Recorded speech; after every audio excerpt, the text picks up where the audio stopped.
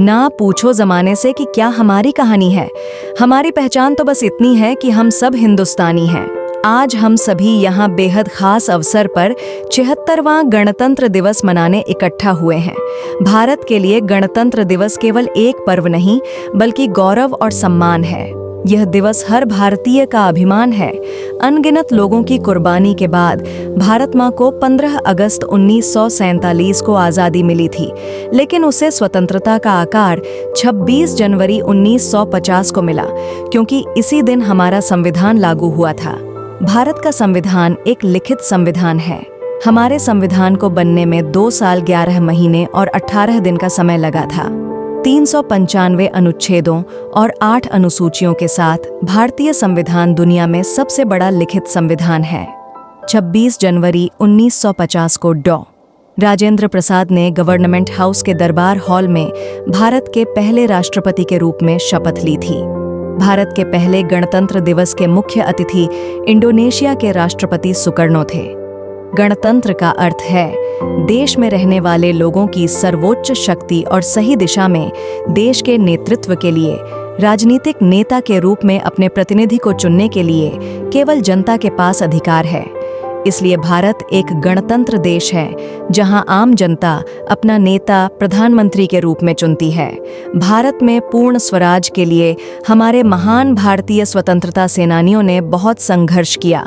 उन्होंने अपने प्राणों की आहुति दी, जिससे कि हमारी आने वाली पीढ़ी को कोई संघर्ष न करना पड़े और हम देश को आगे लेकर जा सकें।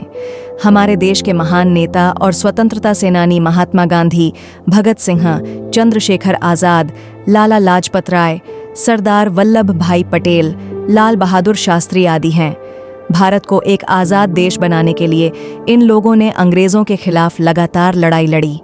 अपने देश के लिए हम इनके समर्पण को कभी नहीं भूल सकते हैं। हमें ऐसे महान अवसरों पर इन्हें याद करते हुए सलामी देनी चाहिए।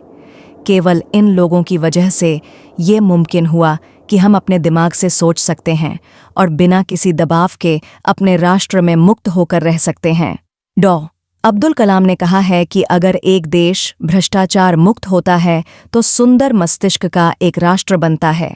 उनका मानना था कि 3 प्रधान सदस्य हैं जो अंतर पैदा कर सकते हैं। वे हैं माता, पिता और एक गुरु। भारत के एक नागरिक के रूप में हमें इसके बारे में गंभीरता से सोचना चाहिए और अपने देश को आगे बढ़ाने के लिए सभी मुमकिन प्रयास करना चाहिए। हमें जिम्मेदारी लेनी चाहिए तथा सामाजिक मुद्दों जैसे गरीबी, बेरोजगारी, अशिक्षा, ग्लोबल वार्मिंग, असमानता आदि से अवगत रहना चाहिए और अपने स्तर पर योगदान देना चाहिए। गणतंत्र दिवस के मौके पर राजपथ पर तिरंगा फहराया जाता है, फिर राष्ट्रगान गाया जाता है और 21 तोपों की सलामी होती है। 1957 में सरकार ने बच्चों के लिए राष्ट्रीय बहादुरी पुरस्कार शुरू किया था। बहादुरी पुरस्कार 16 साल से कम उम्र के बच्चों को अलग अलग क्षेत्र में बहादुरी के लिए दिया जाता है। गणतंत्र दिवस के मौके पर अशोक चक्र और कीर्ति चक्र जैसे महत्वपूर्ण सम्मान दिए जाते हैं। इसके बाद हमारी सेना अपना शक्ति प्रदर्शन और परेड मार्च करती है और अंत में धन्यवाद, जय हिंद, जय भारत